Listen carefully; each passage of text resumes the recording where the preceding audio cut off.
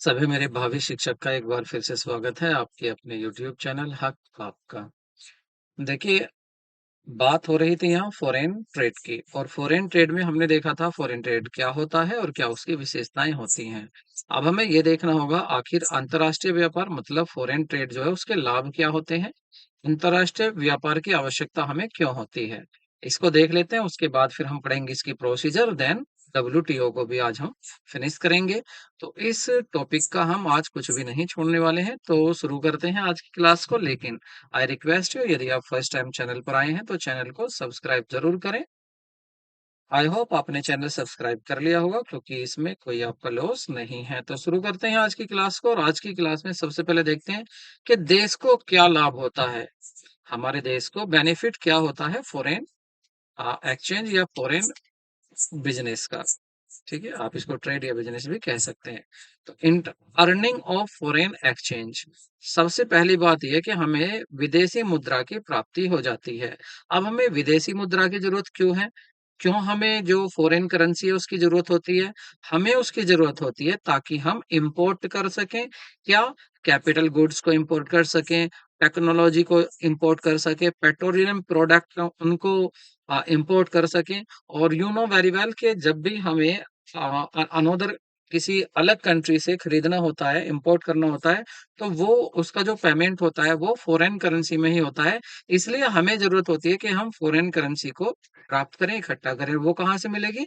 विदेशी व्यापार करने से। तो पहला बेनिफिट क्या था कि विदेशी मुद्रा की प्राप्ति हो जाती है। और दूसरा हमारा है कि more efficient use of resources हो जाता है। आप समझिए, यदि आपके पास 5 मशीनें हैं, यदि आपके पास 5 मशीनें हैं और उन मशीनों को आप 5 मशीनों में उन मशीनों को आप 8-8 घंटे आप जो है केवल 5 घंटे काम कर रहे हैं। तो 5-5 घंटे काम कर रहे हैं, लेकिन उसकी कैपेसिटी क्या है कि उन मशीनों से हम 8 घंटे काम कर सकते हैं। लेकिन जो उत्पादन होगा उसको हम कहाँ पर लेके जाएँगे? आखिर इतने उत्पादन को हम बेचेंगे कहाँ? तो क्या करते हैं हम? अपने रिसोर्सेज़ का सही भी यूज़ नहीं कर पाते। लेकिन अगर हम अ, इंटरनेशनल ट्रेड करते हैं, तो हम अपने ये जो हमारे रिसोर्सेज़ होते हैं, इनका हम फुल्ली प्रयोग कर लेते हैं, एफिशिएंटली इनको हम यूज़ करते हैं। दूसरा फिर ये भी है कि देखिए, हर देश के पास कुछ ना कुछ प्राकृतिक साधन होते हैं, प्राकृतिक संसाधन होते हैं। अब उन प्राकृतिक संसाधन का वो यूज़ कब कर सकता है? अब देखिए, जो चीज़ें हमारे यहाँ पर फुल्ली हैं, पूरी तरह से हैं हमारे यहाँ, उनकी कमी नहीं है, तो हम तो उनका यूज़ करें। लेकिन वो हमारे यहाँ पर इतनी है कि हम उनका कुछ बेनिफिट दूसरों को भी देकर फ़ॉरेन एक्सचेंज कमा सकते हैं। तो हम क्या करते हैं, इसलिए हम इंटरनेशनल बिज़नेस करते हैं और उसमें जो हमारे ये रिसोर्सेज़ होते हैं, इनका फुल्ली यूज़ हो जाता है, फुल्ली यूटिलाइज़ेशन हो जाता है। थर्ड है हमारा improving growth, prospects and employment potential, विकास की संभावनाएँ होती हैं, रोज़गार क्षमता में सुधार आता है। क्यों? क्योंकि बाहरी व्यापार किसी देश की आर्थिक वृद्धि को बढ़ाता है, यू नो वेरी वेल। क्योंकि विकासशील देशों की कंपनियाँ विदेशी देशों में सामान की आपूर्ति के लिए अपने उत्पाद क्षमता बढ़ाती हैं, क्योंकि उन्हें पता है जिस तरह के गुड्स हम अपने देश में बना के बेच रहे हैं, लेकिन फिर हम दूसरे देश में भेजेंगे, तो हमें उनके कुछ स्टैंडर्ड्स हैं, उनका ध्यान रखना होता है कि आपके इस स्टैंडर्ड के गुड्स होना चाहिए। जिस गुड्स को आप बनाकर भेज रहे हैं, तो इंटरनेशनल मार्केट में उसके लिए क्या स्टैंडर्ड बनाए गए हैं, उन स्टैंडर्डों को पालन करना होता है। और इससे क्या होता है कि हमारे जो हमारा कार्य करने की शैली है, उसमें भी सुधार होता है। इंक्रीज स्टैंडर्ड ऑफ लिविंग, जीवन स्तर में सुधार होता है। देखिए, अंतर्राष्ट्रीय व्यापार के अभाव में दुनिया के लोग एक दूसरे से उत्पादित वस्तुओं और सेवाओं का उपयोग नहीं कर पाते।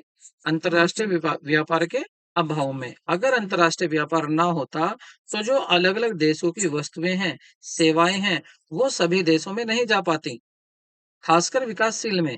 तो जो विकासशील और पिछड़े देशों में रहने वाले लोग हैं, इन उत्पादों का उपयोग करके अपने जीवन स्तर में सुधार ला सकते हैं। जैसे कुछ दशक पहले की बात करें, तो कुछ दशक पहले क्या था, कुछ ही कंपनियां थी मोबाइल सेक्टर, मोबाइल अगर इंडस्ट्री की बात करें तो इसमें कुछ ही कंपनियां थी, कुछ ही कंपनियों के मोबाइल थे। लेकिन चाइना ने इतने मोबाइल भेजे, इतने मोबाइल बनाए हैं कि अब हर किसी व्यक्ति की पकड़ मोबाइल पर हो चुकी है। ये कब हो सका?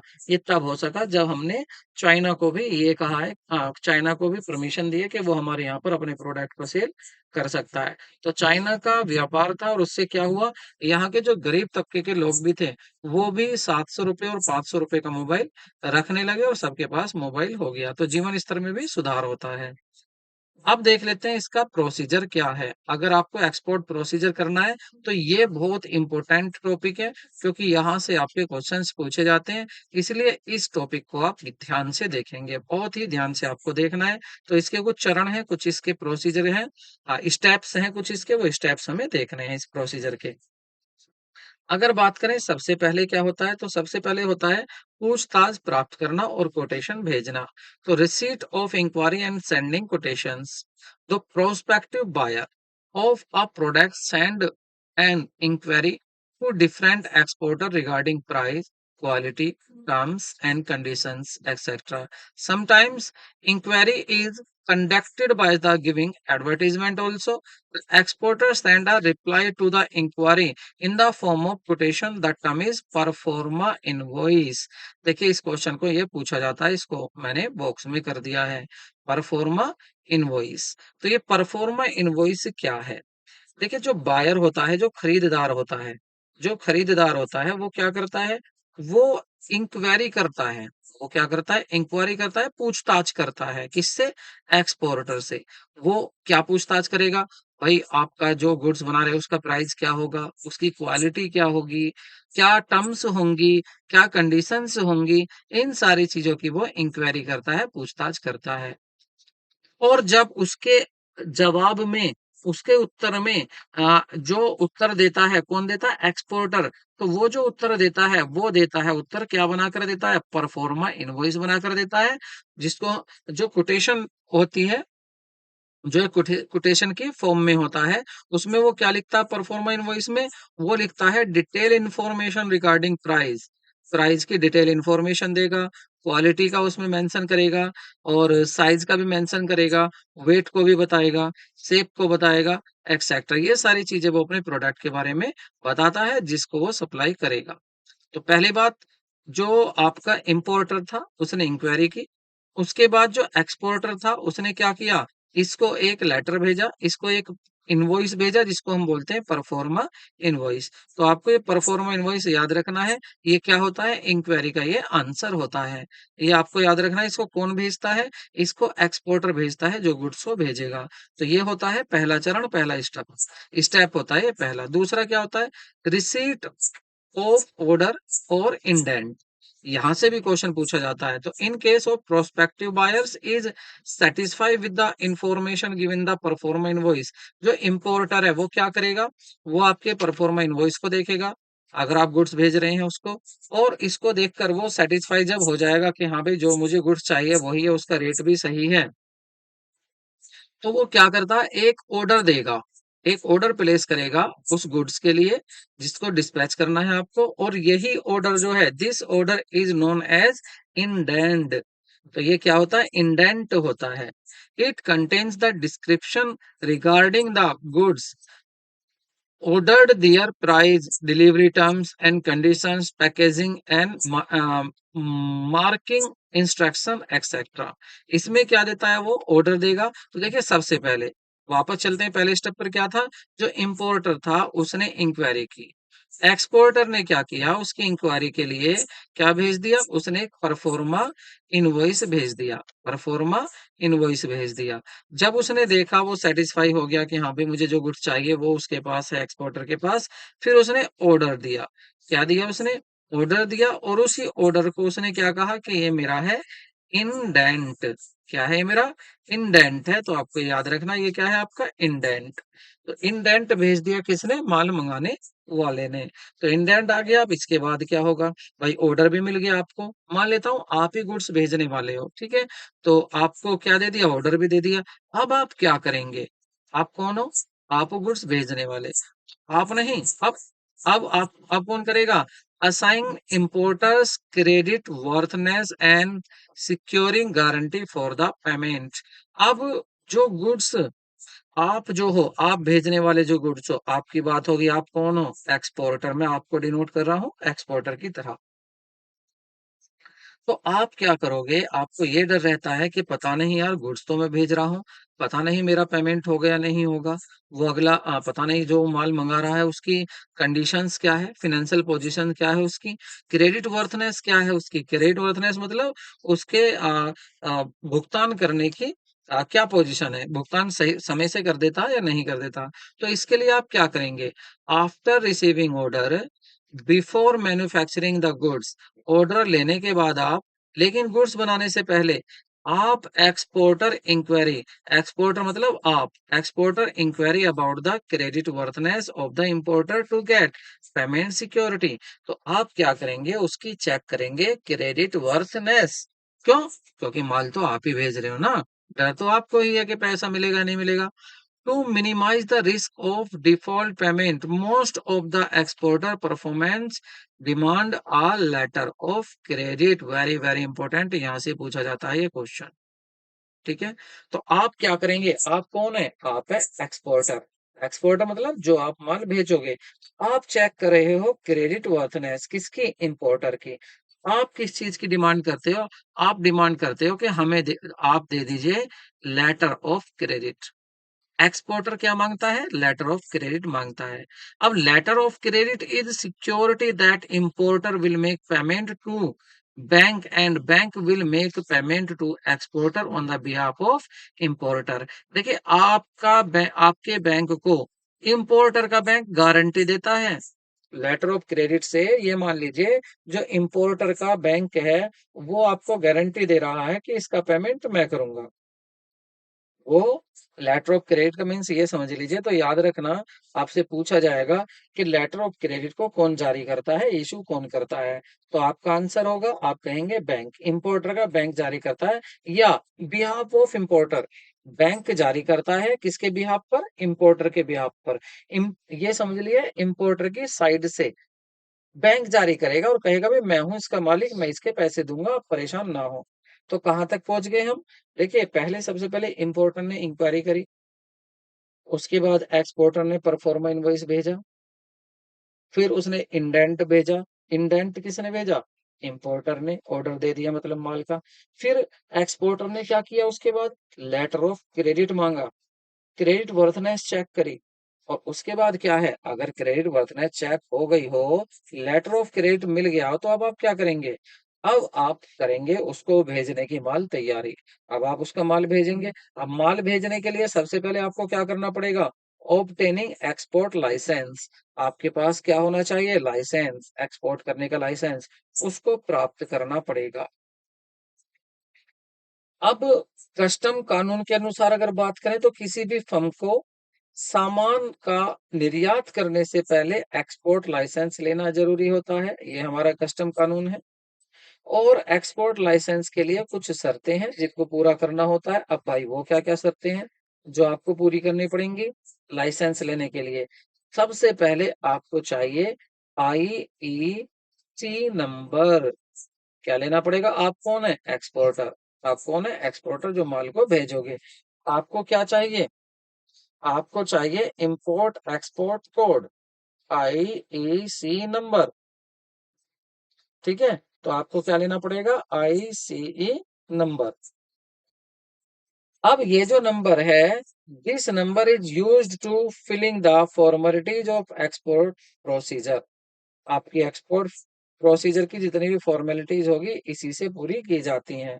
To get the number of exporter to apply to the regional import export licensing authority. Very very important line है ये, इसको आप बिल्कुल अंडरलाइन कर लें या इसको नोट कर लें। देखिए ये बहुत ही ज्यादा आपकी इंपॉर्टेंट लाइन है। मैं इसको अंडरलाइन कर देता हूँ। कौन सी लाइन है हमारी ये इंपॉर्टेंट? देखिए आपको क्या चाहिए? Import export, import export code चाहिए। ठीक है, इसको लेने के लिए आपको क्या करना होता है? इसको कौन जारी करता है? ये क्वेश्चन पूछा जाता है। तो इसको जारी करता है the regional import export licensing authority. कौन जारी करता है इसको? रीजनल, क्षेत्रीय आयात निर्यात लाइसेंसिंग प्राधिकरण, ठीक है, regional import export licensing authority, ये जारी करती है आईईसी नंबर। तो आपको याद रखना है आईईसी, आईईसी नंबर जो है कौन जारी करेगा? Regional import export licensing authority. इसको जब तक आप ना ले लोगे तब तक आपको लाइसेंस नहीं मिलेगा। अगर आपको लाइसेंस चाहिए एक्सपोर्ट करने का तो पहले आपको क्या लेना पड़ेगा? पहले लेना पड़ेगा आपको आईईसी नंबर। अब उसके बाद आपको वो मिलेगा कैसे? आपको कुछ ये एप्लीकेशन, एक तो एप्लीकेशन लिखनी पड़ेगी और उसके साथ आपको कुछ डॉक्यूमेंट भी सबमिट करने पड़ेंगे। किसको सबमिट करेंगे आप? आप सबमिट करेंगे regional import export licensing authority को। आप कौन कौन से डॉक्यूमेंट है जिनको आप सबमिट करेंगे, जमा करेंगे? तो देखिए, पहला होगा detail about the personal record of the exporter. Detail about personal record of the exporter. आपको डिटेल देनी पड़ेगी, पर्सनल रिकॉर्ड देना पड़ेगा अपने। अपना मतलब डिटेल अपनी बतानी पड़ेगी, व्यक्तिगत विवरण देना पड़ेगा। आप कौन हो, कहाँ रहते हो, माता पिता का नाम, एड्रेस प्रूफ, वो सारी चीजें आपको देनी होंगी। किसके लिए? अगर आपको आईईसी नंबर लेना है, इंपोर्ट एक्सपोर्ट का कोड लेना है, तब उसके लिए। इसको आप क्यों लेना चाह रहे हो? क्योंकि आपको चाहिए लाइसेंस। क्यों चाहिए? क्योंकि आपको एक्सपोर्ट करना है। आप कौन हो? आप हो एक्सपोर्टर। दूसरी बात, bank receipt for payment of the fee apply to the IEC number. आपने जो आईसीई नंबर के लिए इसके कुछ फीस भी होती है, तो आपने जो वो फीस आपको बैंक में जमा करनी होती है, और वो रसीद, वो स्लिप आपको लगानी होगी इसके साथ, एप्लीकेशन के साथ। उसके बाद आपको सर्टिफिकेट फ्रॉम बैंकर्स, बैंकर्स आपको सर्टिफिकेट इशू करेगा एक, वो भी होना चाहिए। और डिक्लेरेशन होना चाहिए। एक्सपोर्टर डिक्लेयर करता है, क्या डिक्लेयर करेगा वो डिक्लेयर करेगा कि मैं goods listed in the question list will not send goods on which there is the restriction of export. आप ये प्रॉमिस करोगे, उसमें ये डिक्लेयर करोगे कि देखिए, आई शपथ, मैं उस गुड्स को नहीं भेजूंगा, मैं शपथ लेता हूं, मैं उस गुड्स को नहीं भेजूंगा जिसको कानून द्वारा एक्सपोर्ट करने के लिए मना किया गया है। तो ये चारों बातें आपको याद रखनी है। नंबर वन क्या है? एप्लीकेशन। नंबर टू क्या है? पर्सनल डिटेल देनी होती है। नंबर थ्री आपको फीस देनी होती है, बैंक का सर्टिफिकेट देना होता है, और साथ में आपको देना होता है ये डिक्लेरेशन, ये डिक्लेयर करना होता है कि मैं उस गुड्स को एक्सपोर्ट नहीं करूंगा जिसको कानून में मना किया गया है। अब इन सब चीजों को चेक करेगी आपकी अथॉरिटी। कौन सी authority? Regional import export licensing authority. ये चेक करेगी उनको, और अगर ये सेटिस्फाई हो जाती है जो आपने चीजें सभी जमा करी हैं उसके साथ, तो ये आपको इशू कर देगी आई ई सी नंबर टू एक्सपोर्ट। ठीक है, और इससे आप एक्सपोर्ट नहीं कर सकते, इससे आप लाइसेंस ले सकते हो। ये तो लाइसेंस लेने के लिए आप कर रहे हो आई ई सी नंबर। आगे बढ़ते हैं। Obtaining RCMC. लो भाई, आप लेने के लिए चले थे लाइसेंस, ठीक है, लेकिन उस लाइसेंस को लेने से पहले क्या लेना पड़ा आपको? आई ई सी नंबर आपको लेना पड़ा। आईसी नंबर लेने के लिए आपको फीस दी, आपने डिक्लेरेशन दिया, शपथ पत्र दिया, अपना पर्सनल डिटेल दी, वो सारी चीजें दी। उसके बाद जो अथॉरिटी थी उसने आपको आईईसी नंबर जारी कर दिया, लेकिन अब भी आपको लाइसेंस नहीं मिलेगा। अब आपको चाहिए, क्या चाहिए? अब चाहिए आरसीएमसी। अब आरसीएमसी क्या है? ये आपका आरसीएमसी है, registration come membership of certificate, registration come membership certificate. अब आपको ये प्राप्त करना पड़ेगा। अब आप ये क्यों प्राप्त करते हो? देखिए, अगर आपके पास आरसीएमसी है तो आपको विभिन्न प्रकार के बेनिफिट्स मिल सकते हैं। आपको सब्सिडी मिल सकती है, एग्जेप्शन मिल सकता है, छूट मिल सकता है एक्साइज ड्यूटी से और टैक्स से। आपको टैक्स में राहत मिल सकती है अगर आपके पास क्या है? आरसीएमसी है तो। अब इसके to get these benefits they have to show RCMC. अगर आपको ये सारे बेनिफिट चाहिए, सब्सिडी चाहिए, टैक्स से छूट चाहिए, एक्साइज ड्यूटी से छूट चाहिए, तो आपको क्या दिखाना पड़ेगा? आरसीएमसी। अब आरसीएमसी कब मिलेगी? After getting IEC number. पहले क्या लेना पड़ेगा? IEC number. उसके बाद अगर आपके पास आईईसी नंबर है तब आप अप्लाई करेंगे किसके लिए? आरसीएमसी के लिए। अब आरसीएमसी कौन इशू करता है? तो यहाँ से क्वेश्चन बनता है। देखिए एक क्वेश्चन एक बार इसमें पूछा गया था और ये ऑप्शन देने के बाद पूछा था बताइए आरसीएमसी किसके द्वारा जारी की जाती है? और लास्ट में लिखा हुआ था ऑल ऑफ द अबव। तो आंसर जो था ऑल ऑफ द अबव था। कैसे पूछा गया था कि देखिए आरसीएमसी कौन जारी करता है? अथॉरिटी कौन सी? या तो काउंसिल करेगी, एक्सपोर्ट प्रमोटिंग काउंसिल वो जारी करेगी इसको आरसीएमसी को, या फिर federation of India export organisations वो जारी करेगी, या फिर एक्सपोर्ट डेवलपमेंट अथॉरिटी, ये सब इसको जारी कर सकती हैं। आंसर था आपका ऑल ऑफ द अबव। तो कहाँ थे हम? लाइसेंस लेने चले थे। लाइसेंस पर पहुंचे, उसने कहा पहले आप लाइए आईईसी नंबर। आईसीई नंबर लेकर उसके बाद कहा कि अब चाहिए आपको आरसीएमसी। और आरसीएमसी कौन जारी करेगा? Export promotion council, federation of Indian export organisation और एक्सपोर्ट डेवलपमेंट अथॉरिटी। तो ये सारी चीजें आपको याद रखनी है, बिल्कुल कंफ्यूज नहीं होना है। Registration with ECG.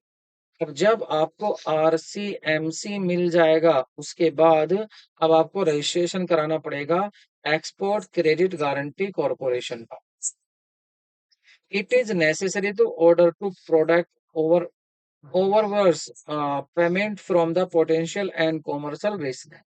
This registration also helps to exporter to get financial assistance from commercial bank and other financial institute. अब क्या है? विदेशी भुगतान की राजनीति और व्यवसायिक जोखिम से बचने के लिए आवश्यक क्या है? आपको पंजीकरण कराना पड़ेगा निर्यातक को वाणिज्यिक बैंकों में या फिर अन्य वित्तीय संस्थानों में, ताकि आपको वित्तीय सहायता दी जा सके। तो आपको वित्तीय सहायता लेने के लिए रजिस्ट्रेशन कराना पड़ता है एक्सपोर्ट क्रेडिट गारंटी कॉरपोरेशन में। ठीक है, तो पहला काम क्या था? सबसे पहले आपको लाइसेंस लेना होता है। लाइसेंस के बाद आपको आईईसी नंबर चाहिए, उसके बाद आपको आरसीएमसी चाहिए, और आरसीएमसी के बाद आपको चाहिए रजिस्ट्रेशन कराना पड़ेगा ईसीजीसी के यहाँ। ठीक है, और जब ये हो जाता है, अच्छा इनके पर्पज भी याद रखना। ठीक है, इनके पर्पज भी याद रखना। आरसीएमसी से आपको क्या मिलेगा? इससे आपको सब्सिडीज मिलेंगी, टैक्स में छूट मिलेगी। और ईसीजीसी से क्या मिलेगा आपको? इसमें रजिस्ट्रेशन कराने से आपको फाइनेंशियल इंस्टीट्यूशन, आपको कॉमर्शियल बैंक जो होगा वो आपको असिस्टेंस करेगा, सहायता प्राप्त करेगा आपको। Next, obtaining pre shipment finance. अब आपको प्री शिपमेंट फाइनेंस को भी अरेंज करना होगा।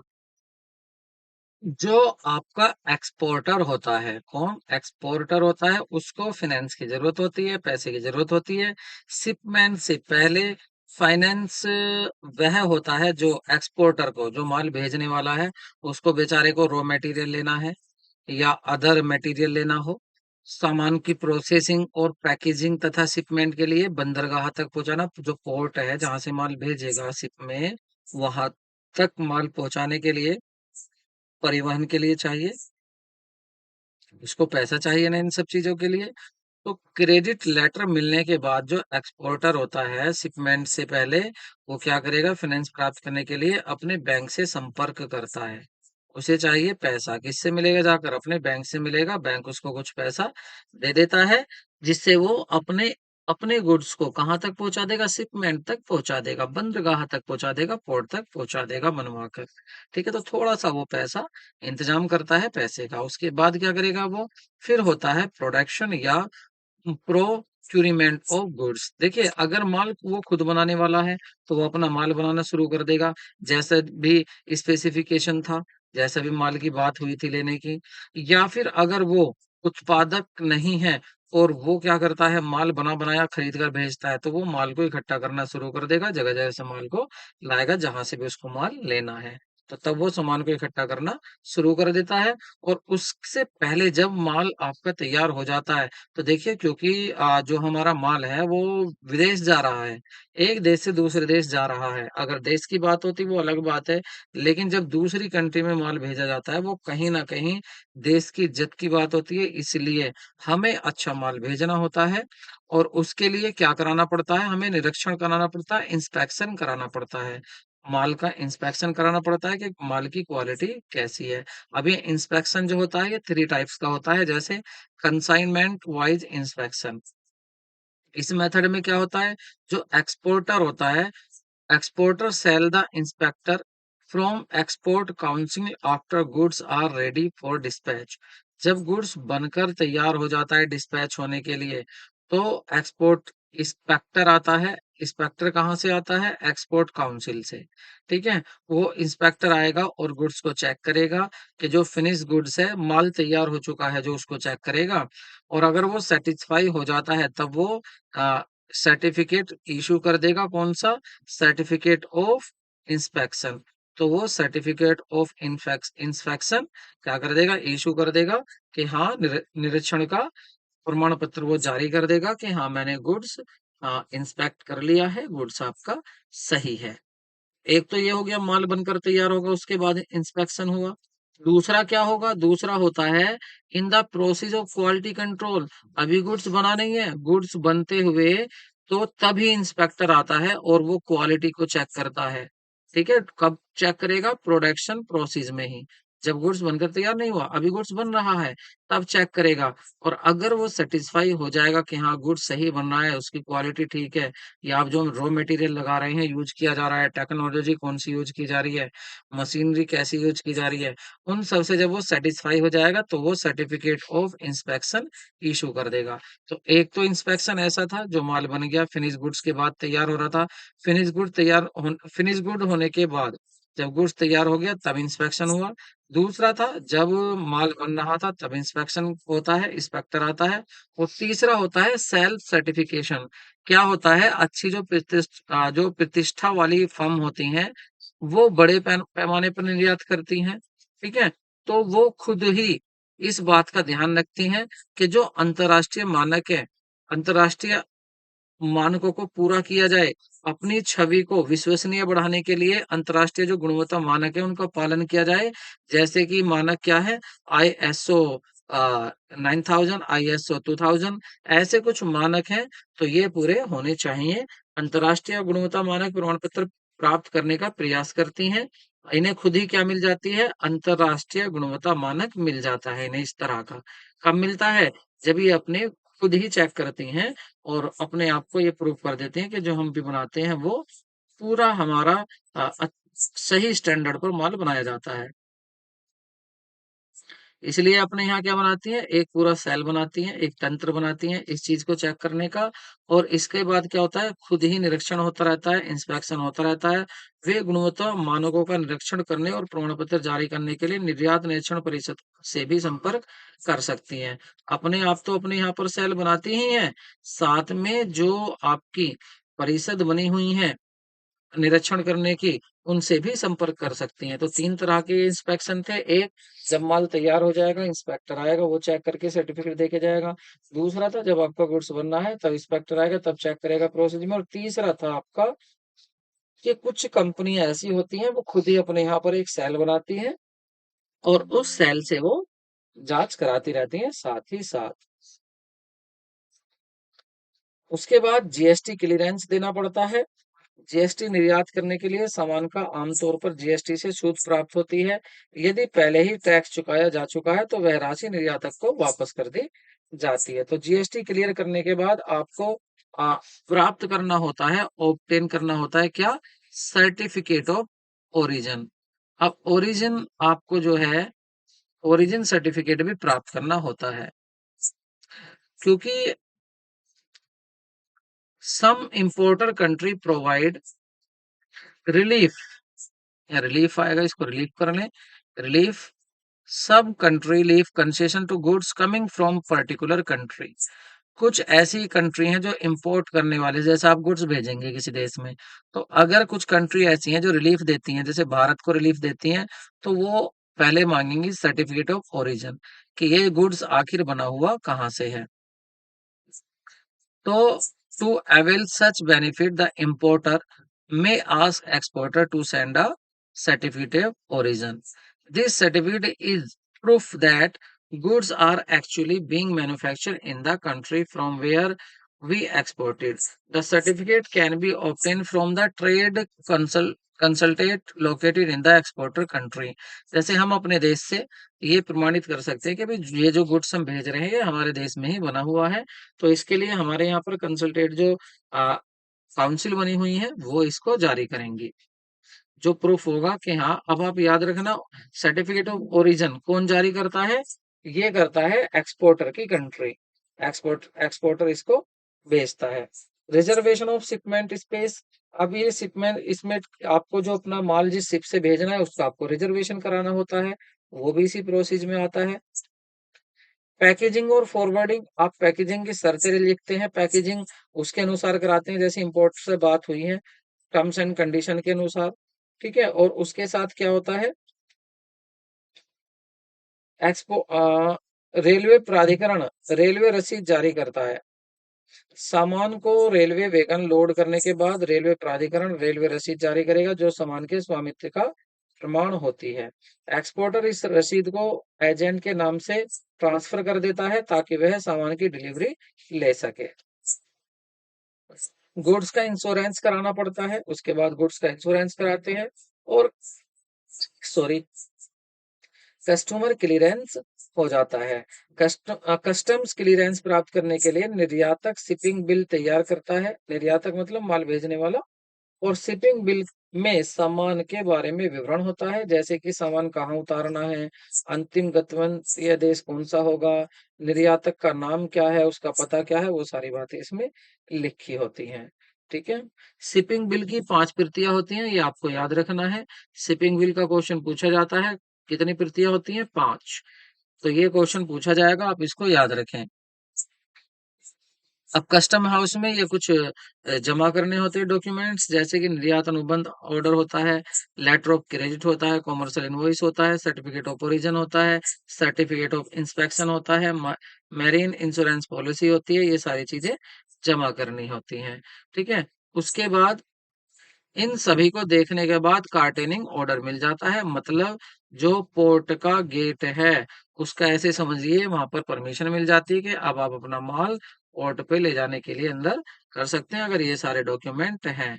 और उसके बाद आपको जरूरत पड़ती है मैट रिसीट की, तो यहाँ से क्वेश्चन पूछा जाता है कि मैट रिसीट कौन इशू करता है?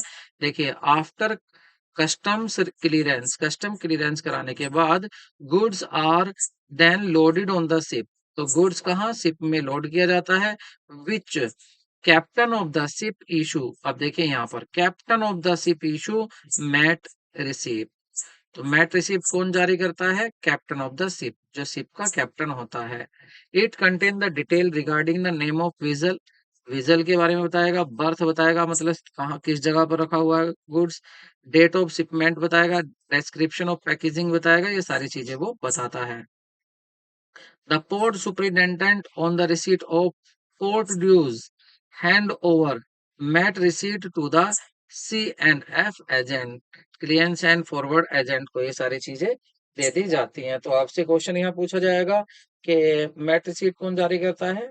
शिप का जो कैप्टन होता है वो जारी करता है। अब यहाँ से आपका माल पहुंच जाता है और शिपमेंट में लोड हो जाता है, शिप में लोड हो जाता है माल और लोड होकर पहुंच जाता है। उसके बाद एक इनवॉइस तैयार किया जाता है और सामान भेजने के बाद भेजे गए सामान का एक इनवॉइस तैयार किया जाएगा। इनवॉइस में भेजे गए सामान की मात्रा होगी, आयातक द्वारा भुगतान की जाने वाली राशि लिखी होगी। C&F एजेंट को कस्टम विभाग से सत्यापित कराता है और इसको सत्यापित करा लिया जाएगा। और देन भुगतान सुनिश्चित करना, सामान भेजने के बाद जो निर्यातक एक्सपोर्टर है वो आयातक को सूचित कर देता है और फिर सामान का वो स्वामित्व लेकर बिल ऑफ लेडिंग का दावा करने के लिए निर्यातक को कुछ महत्वपूर्ण दस्तावेज आयातक को भेजने होते हैं। अभी देखो क्या क्या मिलेगा उसको, उसको अपना माल ले जाना पड़ेगा इंपोर्टर को, अपने देश में से, तो वहां पर उसको क्या चाहिए, वहां पर उसको चाहिए बिल ऑफ लेडिंग। अब बिल ऑफ लेडिंग वो तभी कर सकता है जब उसके पास वो सारा कागज पहुंच जाए जो एक्सपोर्टर ने भेजे हैं। इनवॉइस की प्रमाणिकता, प्रति bill of lading, packaging list, insurance policy, मूल प्रमाण पत्र, क्रेडिट लेटर।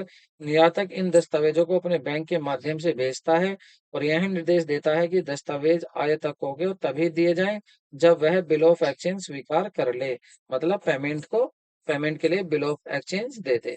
ठीक है, तो आयातकों को दो प्रकार के लिए बिल ऑफ एक्सचेंज स्वीकार कर सकता है। एक, in case in this case, पहला है document are handed over only against payment. ये डॉक्यूमेंट तभी दिए जाएंगे जब पेमेंट हो जाता है, भुगतान हो जाता है। और दूसरा, in case of the document are handed over, the exporter accept a bill of exchange. या तो कैश देगा, या तो इम्पोर्टर कैश देगा, तब उसको ये सारे कागज दे दिए जाते हैं, या फिर वो क्या देगा, बिल ऑफ एक्सचेंज देगा, तब उसको ये कागज सभी दे दिए जाते हैं। तो हमने यहाँ पर पढ़ा था प्रोसेस क्या था, कौन से डॉक्यूमेंट होते हैं और कौन से डॉक्यूमेंट को कौन इशू करता है, आप इनको याद रखें। वेरी वेरी इंपॉर्टेंट के टॉपिक है, यहाँ से ये क्वेश्चन ही पूछे जाते हैं। उसके बाद आयात क्या है, आयात है जब हम गुड्स को खरीदते हैं, सर्विस और गुड्स को दूसरी कंट्री से। ठीक है, और अगर इसकी बात करें कि इसके उद्देश्य क्या होते हैं, तो इसके उद्देश्य होते हैं औद्योगिकरण को तेज करना। जैसे हम कच्चा माल ला रहे हैं दूसरे देशों से, वहां की अच्छी टेक्नोलॉजी लेकर आ रहे हैं, तो उसके लिए हमें इम्पोर्ट करना होता है। या उपभोक्ता की मांग को पूरा करना, हम जो कस्टमर हैं, जो हमारे कंज्यूमर हैं, उन कंज्यूमर को जो हम गुड्स दे रहे हैं अपने देश में वो कम पड़ जाता है, तो दूसरे देश से हम उनको मंगाते हैं। जीवन स्तर में सुधार करते हैं हम, उन लोगों को लाते हैं, उन चीजों को लाते हैं जिससे जीवन में ऐश आराम मिल सकता है या सुविधा हो सकती है। ठीक है, इसलिए हम दूसरों से गुड्स मंगाते हैं। प्राकृतिक आपदाओं से निपटने के लिए हम सूखा, बाढ़, भूकंप आदि आपदाओं से गंभीर स्थिति पैदा हो सकती है, जैसे समय में तो देश अपनी जरूरतों को सामान के लिए अन्य देशों से भी इन चीजों को मंगा लेता है, जैसे कि अनाज वगैरह। राष्ट्रीय सुरक्षा सुनिश्चित करने के लिए भारत जैसे देश अपनी संप्रभुता और अखंडता सुनिश्चित करने के लिए अपनी सेना, नौसेना, वायुसेना के लिए रक्षा उपकरण का आयात करते हैं। जैसे अभी हमने देखा था, हमने रूस से भी रूस से भी रक्षा सामान लिया था। अब आयात की प्रक्रिया क्या होती है, देखिए अभी हमने एक्सपोर्ट की समझी थी। अब एक्सपोर्ट में जो जो हमने एक्सपोर्ट को जो भेजा था, अब वो आप इंपोर्टर होंगे। अब के क्या होगा, व्यापार संबंधी पूछताछ अब की बार हम करेंगे। अब की बार ऑर्डर हम भेजेंगे, पहले हमें ऑर्डर मिला था। ठीक है, अब की बार क्या करेंगे हम, अपना क्रेडिट वर्थनेस हम चेक कराएंगे, मतलब दूसरा हमारी चेक कराएगा। हम लेटर ऑफ क्रेडिट हम प्राप्त करेंगे और उसको भेजेंगे। ठीक है, तो वो सारे काम जो हमने वहां देखे थे, वो सारे काम अब हम करेंगे। बस क्या हो गया है, वाइस वर्सा हो गया है कि पहले हम एक्सपोर्टर थे, अब कौन है, हम इम्पोर्टर है। तो इसमें कुछ डॉक्यूमेंट होते हैं जो इम्पोर्टेंट होते हैं, जैसे आपका कॉमर्शियल इनवॉइस है। एक्सपोर्ट इंपोर्ट डॉक्यूमेंट है कुछ जो बहुत ही ज्यादा इंपोर्ट होते हैं, जैसे आपका कॉमर्शियल इनवॉइस। इस दस्तावेज में एक्सपोर्टर जो होता है उसके द्वारा आपको आपूर्ति किए गए सामान की जानकारी होती है। इस दस्तावेज में आमतौर पर खरीदार और विक्रेता का नाम, खरीदार या विक्रेता का नाम, उत्पादन की मात्रा, कीमत, शिपमेंट की तारीख, पैकेजिंग पर लिखे निश्चित सामान शामिल होते हैं। Exercise commissioner, custom authority, export निरीक्षण एजेंसी आदि से क्लियरेंस लेने के लिए यह दस्तावेज जरूरी होता है। कौन सा, कमर्शियल इनवॉइस। तो कमर्शियल इनवॉइस को आपको याद रखना है। पैकेजिंग लिस्ट होती है, तो इस सूची में पैकिंग की तारीख, order, invoice number, bill of lading number, shipping विवरण, जहाज की प्रस्थान तिथि, प्रत्येक पैकेजिंग में सामान का विवरण आदि इस चीज में लिखी होती हैं। बिल ऑफ लेडिंग होता है, यह परिवहन का एक बहुत महत्वपूर्ण दस्तावेज होता है, शिपिंग कंपनी द्वारा जारी किया जाता है। ये आपको याद रखना है, ये इंपॉर्टेंट क्वेश्चन बन जाता है यहाँ कि इसको कौन जारी करता है, बिल ऑफ लेडिंग को। तो ये शिपिंग कंपनी जारी करती है। जब निर्यातक मैट की रसीद जमा करता है, तब बिल ऑफ लेडिंग को निम्नलिखित कारणों से एक महत्वपूर्ण दस्तावेज माना जाता है। जैसे सामान की रसीद, यह शिपिंग कंपनी द्वारा दी गई एक रसीद होती है जिसके द्वारा शिपिंग कंपनी यह जिम्मेदारी लेती है कि वह सामान को आयात वाले देश में पहुंचाएगी। दूसरा, माल का स्वामित्व का दस्तावेज, बिल ऑफ लेडिंग, इसे रखने वाले व्यक्ति को माल का स्वामित्व का अधिकार होता है। जिसके पास ये दस्तावेज होता है वही क्या करेगा, वो माल को ले सकता है। ठीक है। जहाज का जो कप्तान होता है आयातक को माल तभी देता है जब आयातक बिल ऑफ लेडिंग की एक प्रति प्रस्तुत करता है कि हाँ मेरे पास बिल ऑफ लेडिंग है, क्योंकि यह इस बात का प्रमाण होता है कि उसके पास माल का स्वामित्व है, मालिक वही है माल को लेने वाला, यह माल का मालिक है। और तीसरा है इसका फ्रंट का अनुबंध। बिल ऑफ लेडिंग में फ्रंट चार्ज के भुगतान की संबंधित विवरण होता है। यह फ्रंट का भुगतान एक्सपोर्टर करेगा या फिर इंपोर्टर करेगा, ये सारा उसमें फ्रेट का लिखा होता है।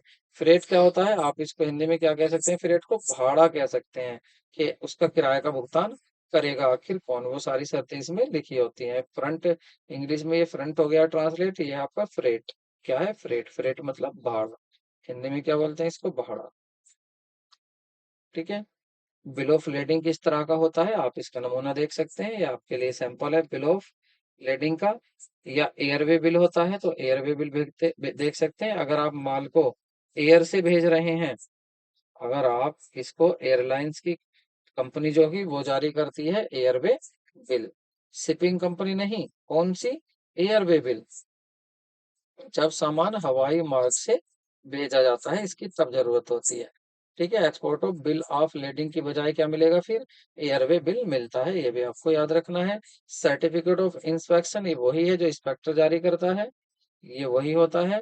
और सर्टिफिकेट ओरिजिन, ये यह प्रमाण करता है कि हाँ माल जो है किस कंट्री का बना हुआ है। बिल ऑफ एक्सचेंज, ये विश्वास दिलाता है इंपोर्टर कि हाँ मैं पेमेंट आपको इस डेट में कर दूंगा। ठीक है। तो ये सारी चीजें कौन सी थी, ये सारी चीजें थी कि कौन से दस्तावेज हैं, कौन से डॉक्यूमेंट है जो एक्सपोर्ट इंपोर्ट में काम आते हैं। परफॉर्मा इनवॉइस का आपको पता ही है, परफॉर्मा इनवॉइस कौन सा होता है, जो ऑर्डर इंडेंट के बदले में भेजा जाता है, ऑर्डर के बदले में भेजा जाता है। इंटीमेशन ऑफ इंस्पेक्शन, निरीक्षण की सूची का पत्र, ये वही है जो इंस्पेक्टर जारी करता है। शिपिंग इंस्ट्रक्शन, शिपिंग से यह दस्तावेज निर्यातक द्वारा शिपिंग कंपनी को यह बताने के लिए तैयार किया जाता है कि उसके जहाज में कौन सा सामान निर्यात किया जा रहा है। इंश्योरेंस डिक्लेरेशन होता है कि हाँ मैंने जो माल भेज रहा हूँ इसका इंश्योरेंस करा लिया है। शिपिंग ऑर्डर होता है, यह दस्तावेज शिपिंग कंपनी द्वारा जारी किया जाता है कि यह एक्सपोर्टर को जहाज पर जगह बुक होने की पुष्टि करता है कि हाँ आपको जगह आपके माल को मिल जाएगी। मैट रिसीट वही है जो कैप्टन जारी करता है, ठीक है, जिसमें वो बताता है कि हाँ आपका गुड्स यहाँ पर रख लिया गया है। सर्टिफिकेट ऑफ ओरिजिन के लिए एप्लीकेशन होती है जो उसको पाना जरूरी है, क्यों, ये मैं आपको बता चुका हूँ, क्योंकि कुछ कंट्री ऐसी हैं सर्टिफिकेट ऑफ ओरिजिन का पता लगाते हैं कि आखिर ये माल रियल में बना किस देश से, किस देश ने बनाया है। Letter of bank of collection of documents, ठीक है, लेटर होता है बैंक का, यह दस्तावेज निर्यातक द्वारा बैंकों को भेजा जाता है, इसमें एकत्र कलेक्ट किए जाने वाले शिपिंग दस्तावेज के बारे में पूरे निर्देश दिए होते हैं। इंपोर्ट डॉक्यूमेंट होते हैं, जैसे वो तो एक्सपोर्ट के थे, इंपोर्ट डॉक्यूमेंट को होते हैं, बिल ऑफ एंट्री होता है, आपके यहाँ पर बिल ऑफ एंट्री हो रही है, तो यह कैसा दस्तावेज है, आयातक द्वारा तब तैयार किया जाता है जब उसे बंदरगाह पर माल पहुंचाने की जानकारी मिलती है। इस दस्तावेज में माल की जानकारी जैसे संख्या, माल, मूल्य, वजन आदि होती है ताकि कस्टम ड्यूटी की गणना की जा सके। और एंट्री 3 प्रकार की होती हैं। ठीक है। Number 1, bill of entry of home consumption, घरेलू खपत के लिए बिल। यह एंट्री बिल तब तैयार किया जाता है जब आयातक सभी सामान पर कस्टम ड्यूटी का भुगतान करता है और सभी सामानों की डिलीवरी लेता है। और यह एंट्री बिल सफेद रंग का होता है, आपको याद रखना इंपॉर्टेंट है, सफेद रंग का बिल कौन सा होता है। ठीक है, सफेद रंग का बिल होता है बिल ऑफ एंट्री और होम कंजप्शन। तो होम कंजप्शन के लिए व्हाइट कलर का बिल होता है, ये आपको याद रखना है। यह एंट्री बिल तैयार किया। और वेयर हाउसिंग, जब आयातक आयात सामान पर ड्यूटी नहीं देता है और वह सामान को बॉन्डेड वेयर हाउस में स्थानांतरित करना चाहता है, और यह बिल कौन सा होता है, पीले रंग का होता है, very very important. Bill of entry for warehousing, warehousing के लिए अगर गुड्स रखना है तो उसका कैसे रंग में होगा, उसका बिल आपका पीले रंग में होता है। ये आपको याद रखना है, यहाँ से क्वेश्चन पूछे जाते हैं। एक्स बॉन्ड बिल एंट्री होता है, यह बिल ऑफ एंट्री तब तैयार किया जाता है जब आयातक बॉन्डेड वेयर हाउस से सामान लेना चाहता है और यह हरे रंग का होता है। ठीक है, जब आयातक बॉन्डेड वेयर हाउस से, जो वेयर हाउस में रख दिया वो तो पीले रंग का था, और अब वहां से माल लेगा तो वो हरे रंग का होगा। मतलब हरा रंग हो सकता है उसका माल वेयर हाउस से बाहर जाने के लिए। ठीक है, बाहरी व्यापार में प्रयुक्त महत्वपूर्ण शब्द, जो आपने कुछ महत्वपूर्ण शब्द भी थे जैसे आपने पढ़ा होगा, और देखो वेरी वेरी इंपॉर्टेंट है ये। अगर लिखा होता है फ्री ऑन बोर्ड, या इस तरह से लिख देते हैं FOB, फ्री ऑन बोर्ड, तो इसका मतलब क्या होता है? Under the FOB contract, exporter is liable and bear the risk till the delivery of goods on the ship. After this, importer has to bear all cost and risk on the loss damage from the point onwards. मतलब इसका मतलब होता है कि सामान को जहाज पर लोड होने तक की सारी जिम्मेदारी और जोखिम जो होता है वो निर्यातक के पास होता है। ये निर्यातक की जिम्मेदारी है, उसका जोखिम है कि जब तक माल जहाज में लोड नहीं हो जाता तब तक उसी की जिम्मेदारी होगी। अगर लिखा हुआ है आपके बिल पर FOB, फ्री ऑन बोर्ड, कहाँ पर फ्री होगा निर्यातक, माल भेजने वाला, जब माल की बोर्डिंग हो जाएगी, जहाज पर माल लाद दिया जाएगा। इसके बाद फिर क्या होगा, जो आयात करता है वो इस बिंदु से आगे की सभी लागतें, जोखिम और नुकसान वही सहन करेगा, वही वहन करेगा। FOB का मतलब है फ्री ऑन बोर्ड। जो इम्पोर्ट एक्सपोर्टर है वो कहाँ पर फ्री हो जाएगा, बोर्डिंग होती, माल लादते ही वो फ्री हो जाएगा। Cost and freight, under C&F contract, exporter are expected to pay the cost and freight the bring the goods to the port of destination in the importance country. After the importer bear the risk of loss or damage. तो इसमें क्या होता है, इसमें होता है जो exporter होता है उसकी जिम्मेदारी होती है कि जब तक गुड्स उस कंट्री में ना पहुंच जाए, कौन सी कंट्री में, इंपोर्टर की कंट्री में, तो जितना भी रिस्क है, सारा रिस्क, डैमेज होने का, नुकसान होने का, कौन सहन करेगा, वो सहन करेगा एक्सपोर्टर। तो FOB में कहा एक्सपोर्टर फ्री हो जाता है बोर्डिंग तक, लेकिन यहाँ पर कोस्ट एंड फ्रेट का मतलब है कि भाड़ा वाड़ा सारा किसको देना है, ये शिप का, ये देना है किसको, एक्सपोर्टर को। एक होता है कोस्ट, इंश्योरेंस एंड फ्रेट। अब देखो इसमें इंश्योरेंस भी आ गया। अब क्या है, इसमें क्या कॉन्ट्रैक्ट होगा, export has to bear cost of freight till the import port, along with the expenses export has to take marine insurance policy also after the distance port of the importer has bear the risk of loss of damage। देखिए सभी ये किसके लिए थे, exporter के लिए थे।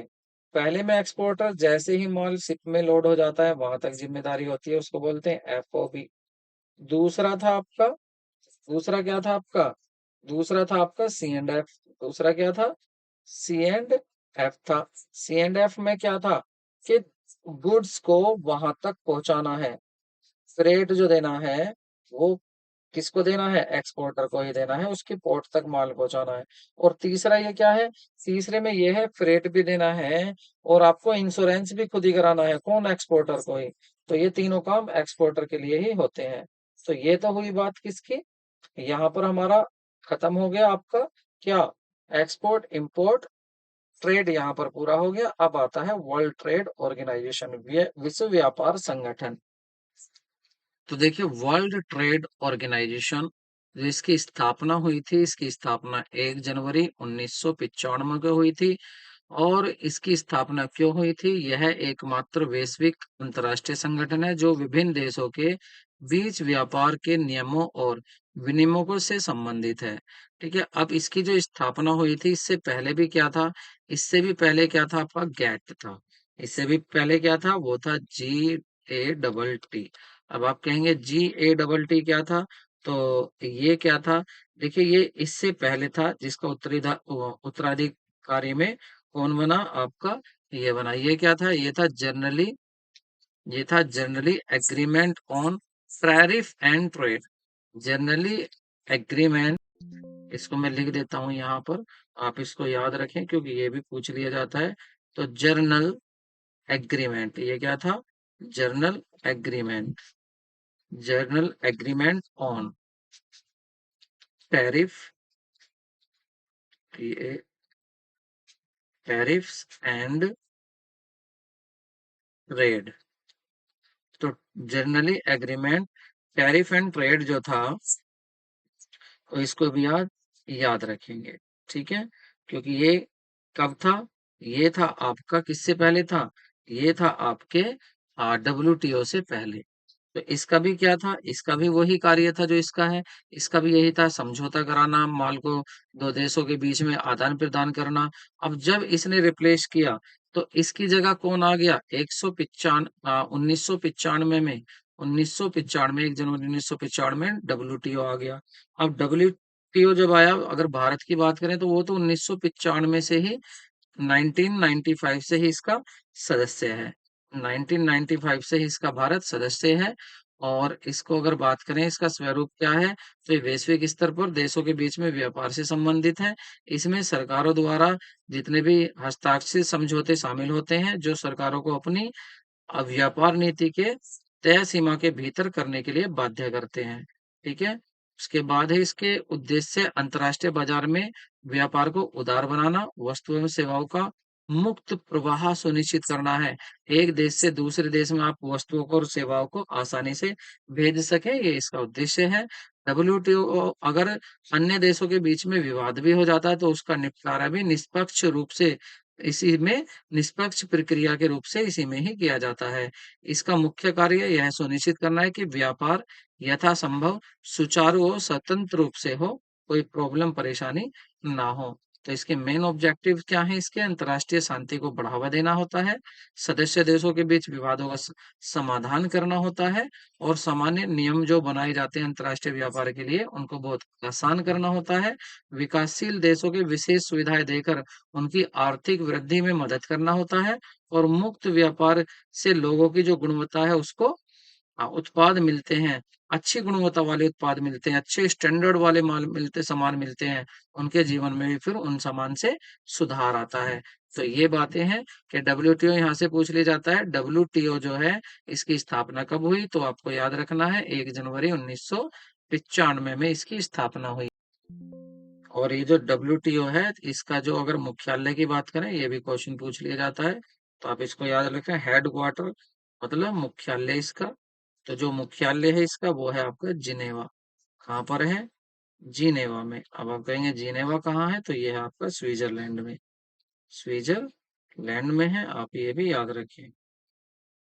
ठीक है, स्विट्जरलैंड में इसका मुख्यालय है। डब्ल्यूटीओ का स्थापना इसकी 1 जनवरी, 1 जनवरी, ये होती है 1 जनवरी 1995 को। किसके स्थान पर होती है? General agreement on on tariff and trade. तो ये आप याद रखें, गैट की जगह इसकी स्थापना होती है।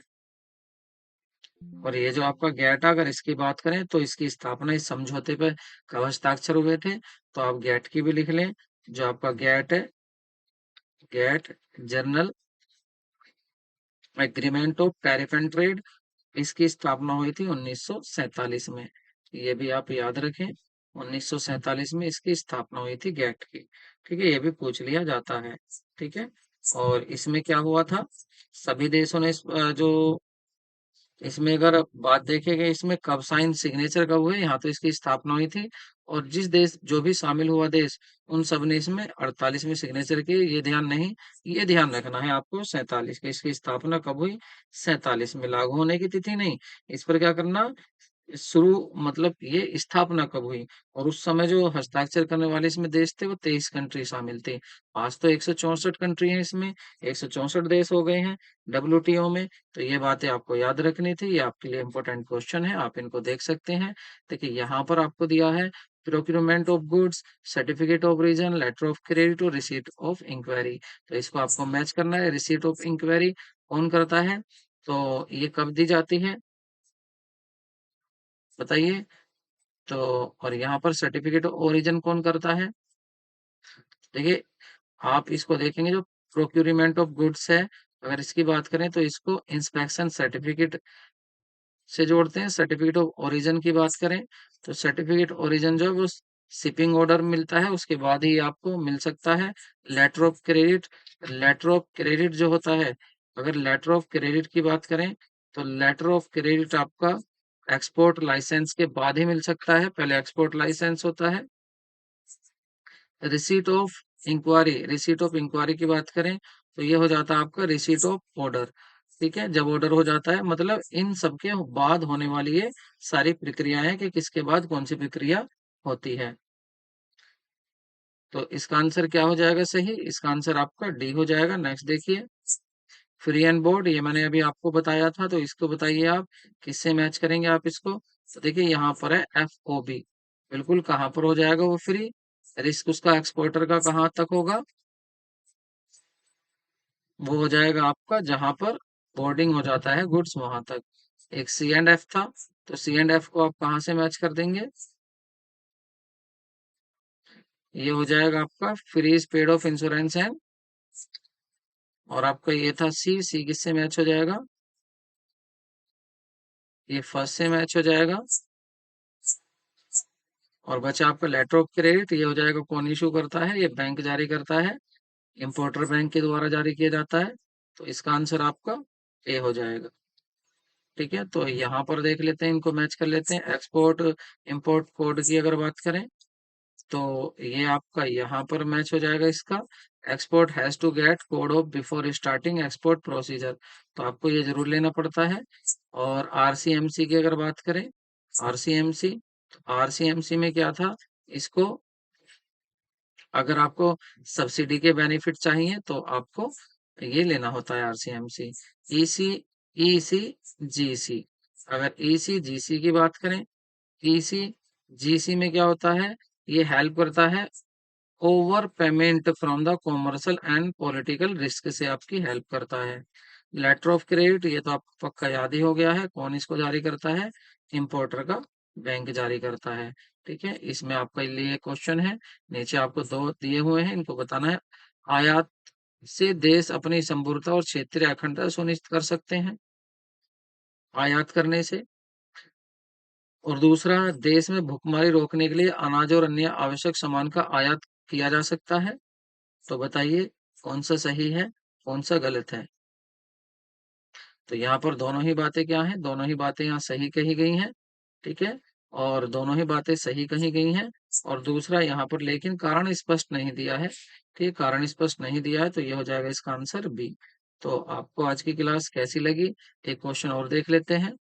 ठीक है, वस्तु और सेवाओं, पहले यहाँ देख लेते हैं। वस्तुओं और सेवाओं का निर्यात किसी भी देश की आर्थिक वृद्धि को बढ़ाता है। वस्तु और सेवाओं का क्या आर्थिक वृद्धि इससे बढ़ती है? बिल्कुल सही बात है, बढ़ती है। निर्यात से देश को बड़े बाजार तक पहुंच मिलती है।